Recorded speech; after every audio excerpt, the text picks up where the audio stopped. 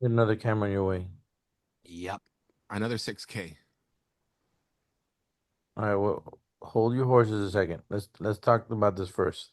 No, just letting you know. I'm getting another camera. All right, so guys, I I felt very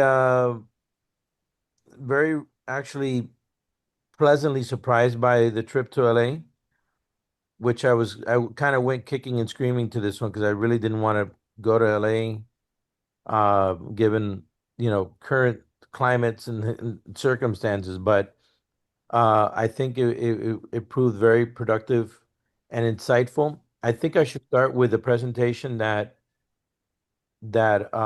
Real Shorts presented at the event, and I'm going to jump right into it right here, and then I'll continue with the rest. Okay, so Real Shorts apparently reached out to Johnny, um, and I think they were a sponsor at some level, maybe 5K or so. And I thought they were going to kind of put out the full stop here, like put everything out there at this event, like really be super present. But it really was much shorter and much more limited than I thought it would be. And that's because the girl that came out, who you see here in the photo, you see the video, right? You see the my screen? Yeah, yeah. She is in the PR department. So she's like the no, I don't want to call her the token Latina. She's been there 2 years, and she's a very, very well spoken, very put together gal. But it feels like they said, "Hey, you're in our PR team. Go out and represent the community, and go excite them about a call to action that we're going to have for this competition. It's a global competition. I thought it was At first I thought it was a competition that was specifically catered to Chicano Hollywood.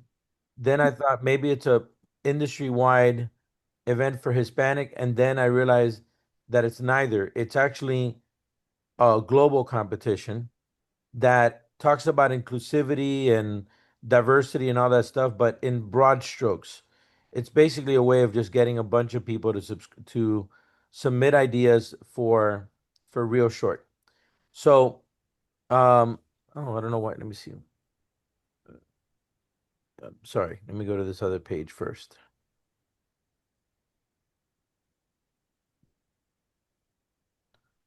So, she shared a couple of points that they have 55 million users worldwide, and that she emphasized that their end all and be all is their app. That is where their business comes from. They have Yeah, we production. had already established that. Their call to action sends people to the Yeah, app. yeah, That's their clearly. end game. Their production hubs are in the Americas are LA, Atlanta, New York, Mexico City, Colombia, and Brazil. And I talked to her about Miami. She said that they would like to establish partners, collaborators in Miami, that they haven't found anybody yet, and that they'd be very open to having that discussion with us on an ongoing production basis. She characterized her stories as soap operas meets Hallmark. She says this is the traditional model that we have had, but we want to evolve. We realize that we need to evolve from the love stories that characterize our beginnings because we're limiting ourselves. So she says she asked the audience, like, for example, why can't we have thriller type stories? Why can't we even have a documentary? She goes, we want to have broader stories than just love and soap opera feeling stories. We want to have broader stories. Ding, ding, ding, ding, ding. I know some of the points. All right, I have a recording of this, by the way. So all this is recorded for your enjoyment. I will share it with you. I will share the recording and the summary of the recording. These are my notes. Okay. Well, in your notes, you forgot there's one more thing. The ChatGPT link that you sent, I can't open it. I don't know if anybody else could, but I couldn't. Okay. I'll get something to you guys. I'll do screenshots of what it has there. But it's really, All really right. cool what I sent you. Anyways, she says, yeah, we are really good at doing drama romance, but we'd love to see what suspense looks like in this vertical and what other genres, because that's how we want to now evolve. She says uh, that one of the things that they're doing with partners internationally is that when certain shows do really good on their platform in English, they want to adapt it to Spanish and other languages. And adapt it means to recreate it into the culture rather than translate it, recreate it into the culture. So that is a big thing that they're doing internationally. And I'll show you some examples of that in a minute, by the way. In fact, let me just go there right now to show you this really. Yeah, they're Right. basically, for example, a good example is Velvet. The No, no. Velvet was originally done in Spain. Now it's done in Right. Mexico. Right. So here, this crystallizes that approach. So the double life of my billionaire husband did phenomenally well. Now they put it into Spanish and it's creeping up there. That and but they change the characters and they change everybody, and they have a Brazilian version. Right to the top right is the Brazilian version. Then the hockey themed one that they have, Breaking the Ice, in Spanish becomes Un golazo a tu corazón. And in Japanese or Korean, it became a baseball player is a sports figure in that story, right? The Japanese one is a sports figure. So this is an example of how they tell stories They adapt across the the world. stories. Yeah, this is how they and they love for people to look at their stories that are doing really well and to say, "Hey, I got a really cool angle of how I want to pitch you guys that we should adapt it and be the producers for you for that content." Okay? So that's a key insight that I got as well. So again, they're they're still doing the drama love, but they want to diversify their content because they feel that they're they have to diversify their platform from You mean that. they're tired of rehashing the same story 50 times with different characters and doing different things? Yeah, they Because they're feel like, basically the same billionaire husband story. There's like six different versions of it, which is the same shit. right. So they want to do that. This girl's They ran been out of ideas. so then they're launching today actually is when they officially announced, or yesterday, I'm sorry, they officially launched that competition called Real Short Impact. And the key message there is that the CEO supposedly wants to democratize content by having content creators slash and producers contribute stories and sometimes pretend produce them and direct them. Does that sound familiar? Yes, it is. So they want to democratize content that way. Um, and so their competition is asking, what can you show us in 45 seconds of content?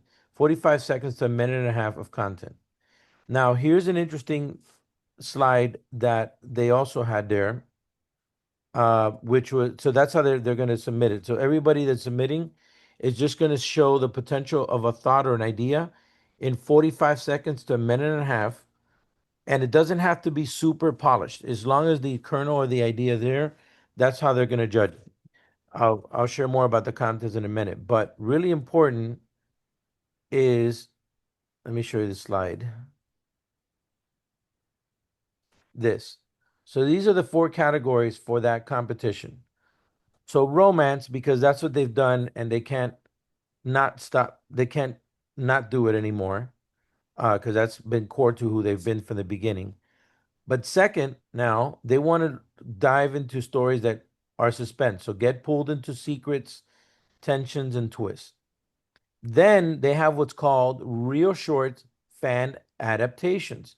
So they're asking fans to reimagine their favorite real shorts into other types of stories or other global type stories.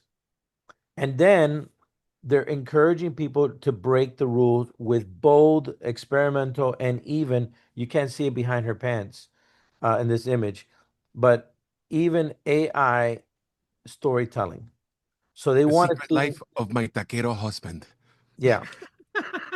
So she said that, they're doing this contest to get inclusion, but also to get to diversify outside of romance, without forgetting, of course, that some romance should be part of the submissions. These are the four general pillars of what they're looking for in this competition.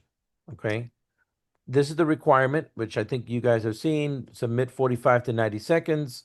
These are some of the specs, the maximum size of the image. The episodes that they're looking for typically are for up to 100 episodes. So it should be thought through as like, can it last through about 100 episodes? That's their sweet spot for real shorts. All right. I'm going to go back to my notes. So 100 episodes at a minute 30 is 130 minutes. Yeah, more or less, right? She So said basically, more. that's 2 hours and 10 minutes. It's a movie. So basically, they No, want no, us to produce a I think movie and then chop it down to 100 episodes. more or I'm just less. giving you She an said, estimate she because said it. I mean, movies Yeah. are now, and that's a long ass movie. Yeah, she said that they're looking at about a hour and a half is what their is their Yeah, so that's 90 minutes. yeah. So And that's 50 their episodes. their budgets their budgets are 150 to 300,000.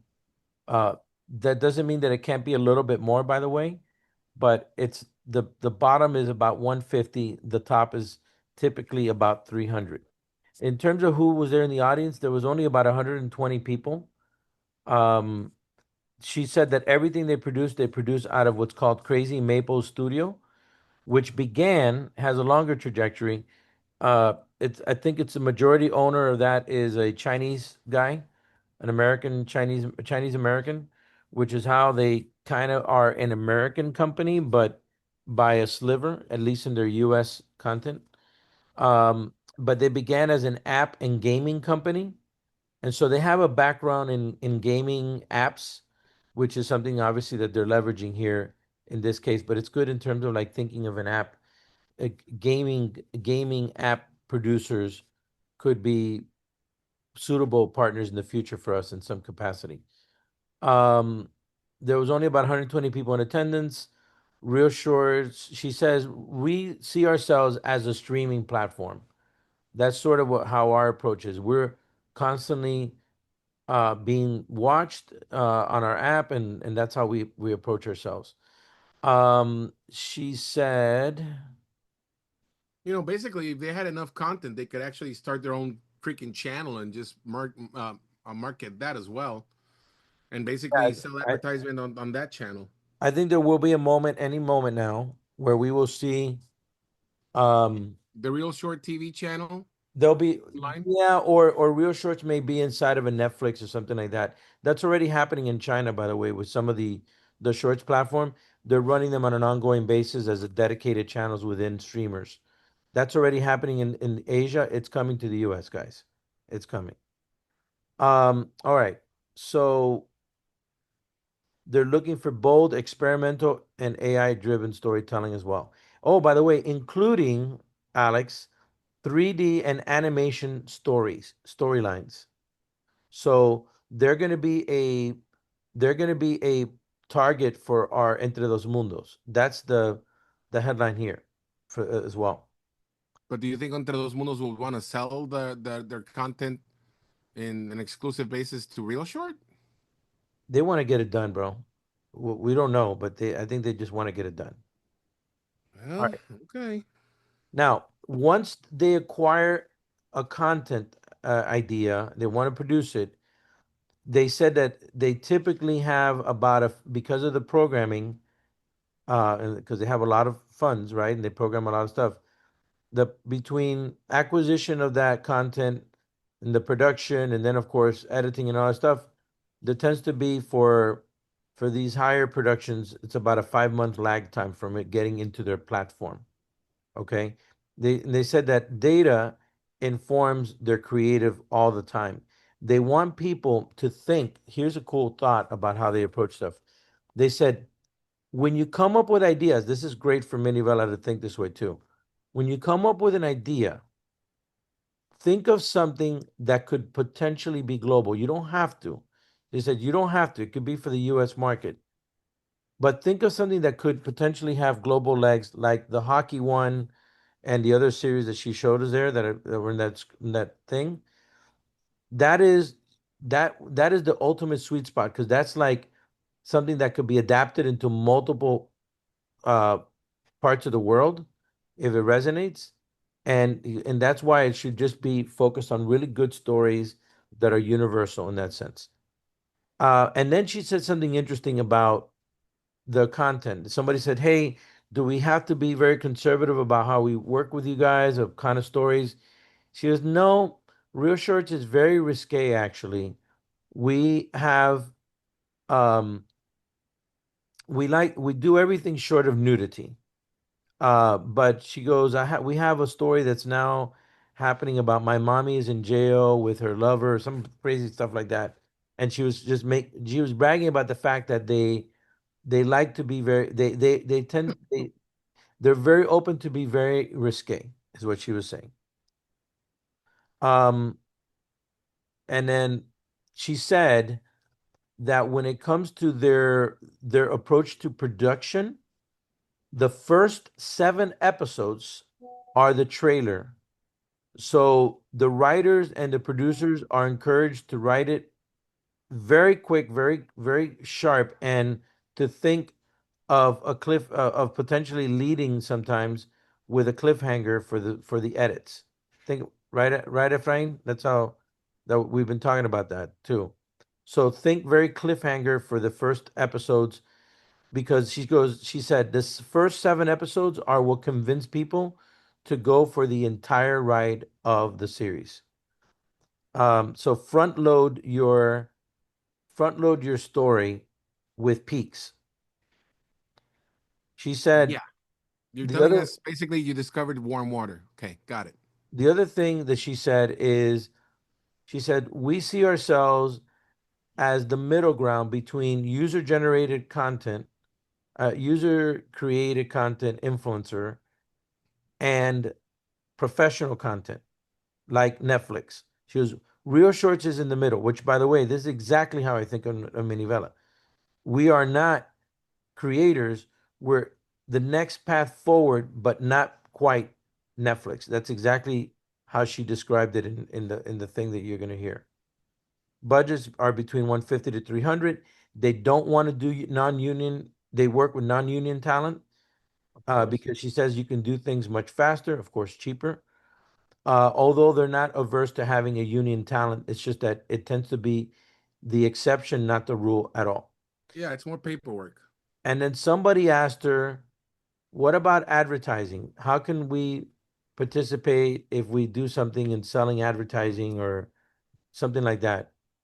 She says, well, that's where I saw that she was getting skittish. She goes, well, advertising is tricky because the ads come to us from Apple and we don't really have control over that. And she's kind of skirted the can people get advertising revenue from it? She skirted the question, basically. And then, but she said, but you know what? It depending on what the IP is and the level of the relationship and stuff like that, we can talk about that during the distribution deal discussion. Yeah, Of because their shorts also have ads. So they're raking in the money from the app, but they also get a little, Of course, get a little cream on the side from the ads. yeah, yeah. So they're getting some advertising, but it seems that they're not actively selling it.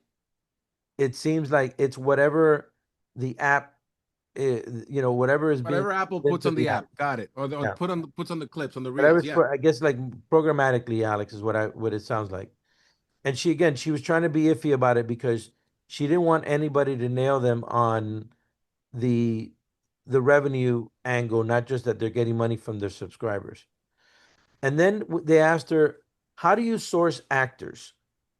And she's like, "Well, we have big casting teams for that, and we kind of have our casting team, and we kind of have our actors already. Like they have like a pretty much their actors are pretty much set. They rotate in and out of different stories, but they they're not like always looking for actors per se.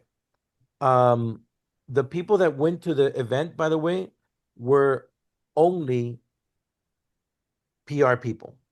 So and they were there maybe. She spoke for about an hour. They were probably there for about another hour, and they left. I was surprised that it was such a visita de doctor type. You Uh, know why, right? no, I don't know why. Maybe because she did what she had to do. No, those people were there to see what the secret sauce was. Mm, no, They're not I there don't. to work with them. They're trying to figure out what it is that they're doing so they can replicate it. No, but They there don't was. want to. Most of these people don't want to work for Real Shorts. They want to compete against Real Shorts.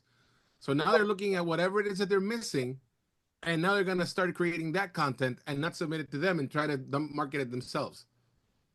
No, but I'm talking about the real short staff. They were only there. There were only like three or four people, and they were there for like probably another hour. They were on their way in and out, pretty much, is what I'm saying. Oh, them. Okay, I thought you were talking about the people in the audience No, no. In the audience, because I think there there's were gonna there be were a very lot more people few. going on that direction. I will say, I will say this. I will say this. This audience of producers, they really, really don't understand this genre very, very well yet. And they asked a lot of very basic questions. They understood. They said, "Oh yeah, I've seen this, but I don't really understand. It's so different. It's such a very different." And she was saying, "Look, we know this is very different for you guys. That you guys produced different type of content, but this is um this is something that will help a lot of you get more work and have opportunities if you figure out how to work with companies like us, you'll have more opportunities. So you need to get behind it. That's what Johnny was trying to do, of course, is to help those people there embrace it from the perspective of producers and the perspective as actors. But I could tell you that based on my interactions with a lot of people after this meeting, people were eager to learn more about it and were asking us how we can partner with us or collaborate with us if they have content. And they wanted to know if if we would be interested in co-developing IP or doing something with IP that they've developed. So there's a lot of openness in the marketplace right now because this is seen as a completely different animal to what they have been doing and were taught all their lives, which it is. All right, let me continue. And then she actually showed us this really interesting image here, which I'm showing you. So they say that they're based in Silicon Valley, by the way. But look at how 50% of their business is coming from the US, 20% is already from LATAM. Okay. And look at the ages, 70% women, 18 to 65, 30% men. Really important for our How come there's programming no age on the men? because they don't matter. The women are the ones that are buying this overwhelmingly, guys. Absolutely. And so I'm going to move that. All right. I won't say they don't matter. Oh, they don't matter as much. Let's see. Anyway, this is more specific to what we want to submit to them. And then the other, I okay, thought so we already created a folder with stuff that we were gonna submit. Now we're gonna do more stuff. no, this is how to submit the stuff. We'll follow up with I'll follow up with you guys after this, Rame and Efra, regarding what we should submit and what we're gonna say. I haven't written to her because I wanted to get the content organized properly, and now today I'm gonna send her a note. She was very open and very interested in talking to us, and she was surprised that somebody was in the space. It seemed like she generally didn't know about us, by the way, but she was surprised pleasantly so that somebody from the community, she was, oh my God, it's so great that you guys are doing that. Like that, I definitely want to talk to you guys and for from a production perspective. One of the things that is not clear to me, and it's part of the follow up with her, it appears that they're open to it appears that they're open to content that has already been out there being so they're very open to content being resubmitted that's been out there because they're looking at it from the perspective that if they looked at that content, it could be used as a base to decide if they want to do the same content all over again, but in the micro short format. So they're very open to looking at that kind of content from that perspective. Let me Um, ask you something. mhm. Would would them looking at that content also give them the rights to the original idea and then modifying it according to however they see Yes, fit? So if we have, so if they take, for example, the AI robot story yes. and they can just rewrite it, redo it, and then just pretty much kick us out of the way. I don't think it's kicking you out of the way. I think she was trying to. I have to listen to it again, but I think Mm-hmm. we retain the rights to it after a certain time. So there's something that she mentioned about that. I have to listen to it again. I have to look at the. By the way, I have to look at the contest rules in detail because there's other details in the contest rules that I haven't been Yeah, able to because see. basically, if they can rewrite the stories and then reshoot them and make it to fit more their platform, basically, you're taking your story and reshooting it, and that, Yeah, what does that leave you with the IP? That's the question. what I gathered is that they like to work, they like to have less overhead. So therefore, they're open to giving people money for their idea and for them to be the producer of said content.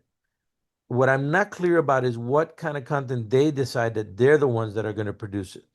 I'm not sure about that component. It seems to me that they are very hands-on when they buy something, they're very hands-on on set and in the full development of that, of how that's going to appear to real shorts.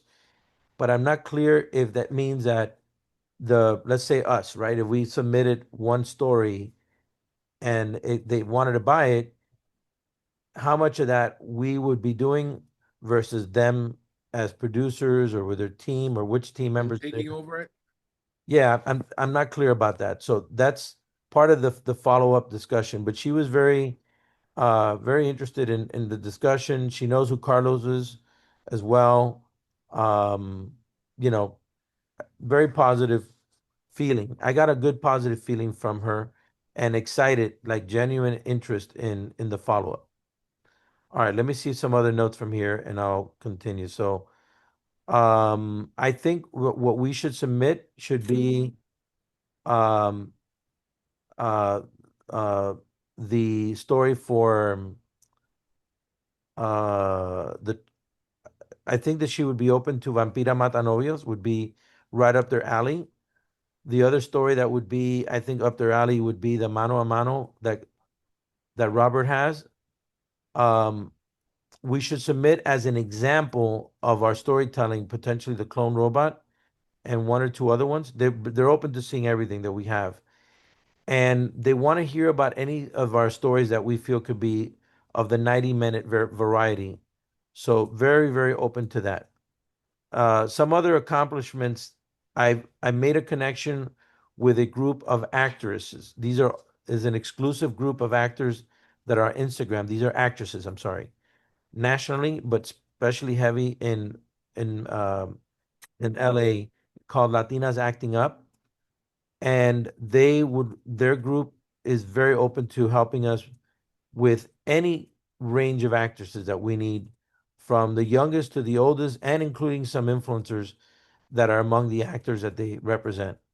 We also made some inroads to potentially get submissions and acceptances into the Oaxaca, Guadalajara, and Ola film festivals. So that's in motion. And then I made a great contact with somebody from Latinas Acting Up. I hung out with her for almost 2 hours. She loves Cholita. By the way, Cholita got an incredible reception. Like like people had talked to me about Minivela before Cholita. After Cholita, it a lot of things clicked for people and they felt like, oh wow, so you guys did Cholita as well and you did the Cholos of Beverly Hills. And so that's when I started seeing that those people that were exposed to those films, to those stories and stuff, they had a very positive reaction to what we're doing because now they saw it in action, right? It's like one thing to hear, one thing to see. And Cholita by itself got a terrific um, applause. And it's funny, I recorded when the Cholita was on, I recorded it for you. Not that any of you want to do it, but I do have a recording of the audio of people reacting to the story as it went along. So you can see which beats got what reactions. But I felt like Sylvia was glowing. She was, Sylvia is pretty tough, pretty game face. She was silly putty in our hands because she was so excited to see the genuine engagement and enjoyment people had with the story. And yeah, there was a reaction of like, we want more of this. Why, when does this come out again or whatever? That kind of reaction was out there. I also found a one of our actors from the main actor from Cholos of Beverly Hills is dear friends with a black Puerto Rican comedian who wants to do Minivelas with us out of LA. And then what I realized too is that we are going to have one of the things that's going to happen is there are different players who have production companies or who are producers in different parts of the US that are going to want to do or that are going to start doing Minivelas, right? They're production companies.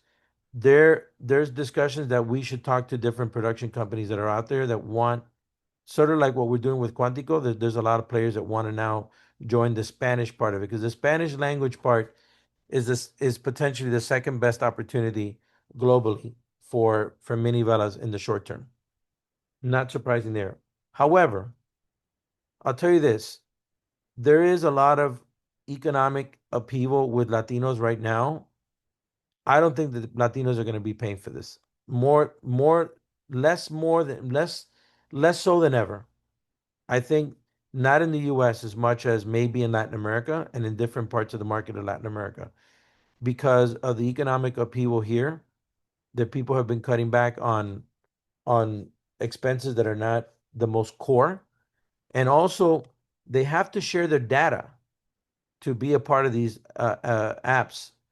I don't know that that's something Latinos feel comfortable with. I've experienced where Latinos are reluctant to share their data uh, and some of these things, especially as they see that there's cooperation between um, Silicon Valley and the government in this type of environment. So these are some little comments of these are more like side notes uh, for you. One of the most interesting discussions that I had was with a guy named Eric Gonzalez. Uh, he was quietly one of the big fish in the audience at this festival. I had spoken to him about Cholita and Clavito when I was at the event because he represents a company called The Avenue, which greenlights. He basically funds companies and helps with distribution. That's what his company does. That's not his company. It's a much bigger company. So he was very non-committal about the stories before he saw Cholita. And immediately after he saw Cholita, he goes, "Hey man, that was a really nice piece. We need to talk more about this, and I want to learn more about you guys." Like it was transformative for people to see, for some key people, especially the Latinas acting up people as well, to see Cholita take Soleil. That's why it was very strategic for me to be there. And then finally, because Alex and I have to jump on a call, actually, I realize right now, the final point that I'll make is shit, what was I gonna tell you guys? Uh I can't remember what it is. I have more updates that I'll save for Thursday. There was one more thing about Cholita, Cholos. I can't remember what it is. I just told you the core stuff. We have this call at 1. So your reactions and everything will be part of Thursday's call, guys. All right? I'm gonna stop this recording. I have more stuff than I'll share on Thursday. But this is the core.